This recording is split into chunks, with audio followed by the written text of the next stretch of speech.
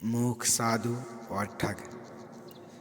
एक बार की बात है, किसी गांव के मंदिर में देव शर्मा नाम का एक विशिष्ट साधु रहता था।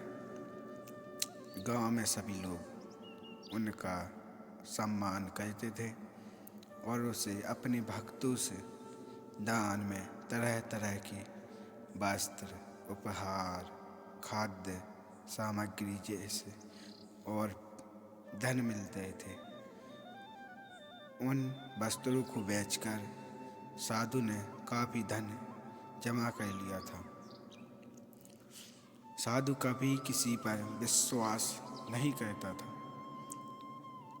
और हमेशा अपने धन की सुरक्षा के लिए चिंतित रहता था और उसे हमेशा अपने धन को एक पोटली में रखता था और उसे हमेशा अपने साथ ही लेकर चलता था। उसी गांव में एक ठग भी रहता था। बहुत दिनों से उसकी नज़र साधु के धन पर थी। ठग हमेशा साधु का पीछा किया करता था, लेकिन साधु उस गठरी को, जो धन की गठरी थी, उसको अपने से अलग नहीं होने देता। आखिरकार उस ठग ने एक छात्र का वेश धारण किया और उस साधु के पास गया। उसने साधु से मिन्नत की वह उसे अपना शिष्य बना ले, क्योंकि वह ज्ञान प्राप्त करना चाहता था। बहुत कोशिश के बाद साधु तैयार हो गया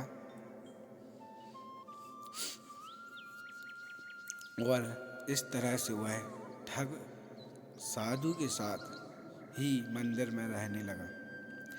ठग मंदिर की साफ सफाई से लेकर अन्य सभी कार्य भी करता था और ठग ने साधु की खूब सेवा की और जल्द ही उसका विश्वास पात्र बन गया। एक दिन साधु को पास के गांव में एक अनुष्ठान के लिए आमंत्रित किया गया। साधु ने वह आमंत्रण स्वीकार किया और निश्चित दिन साधु अपने शिष्य के साथ अनुष्ठान में भाग लेने के लिए निकल पड़ा।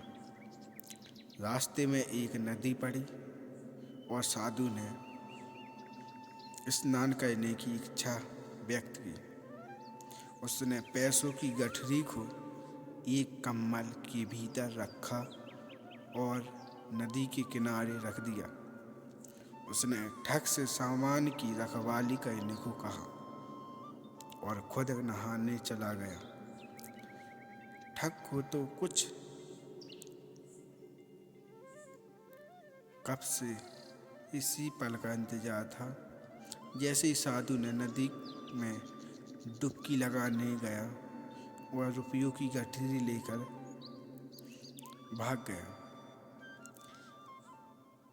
सो प्रिय साथियों, इस कहानी से हमें यह शिक्षा मिलती है कि किसी अजनबी की चिकनी चुपड़ी बातों में ना आकर ही उस पर विश्वास नहीं कर लेना चाहिए।